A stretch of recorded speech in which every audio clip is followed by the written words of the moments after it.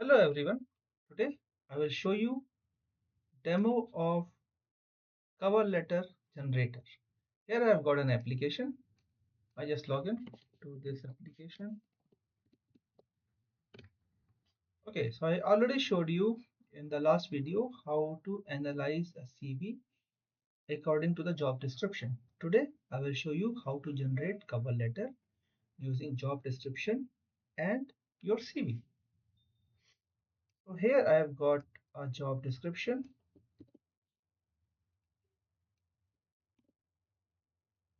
and I have got a CV. Now I click the generate cover letter button and I wait.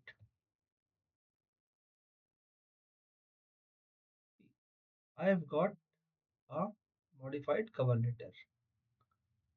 Okay, so here is a name of a candidate, address, email address, phone number, date. Okay, so yes, it's a pretty good cover letter, I would say. Okay, and when I click download PDF or maybe in docs file, candidate just need to update the company name for which company he or she will be applying this cover letter.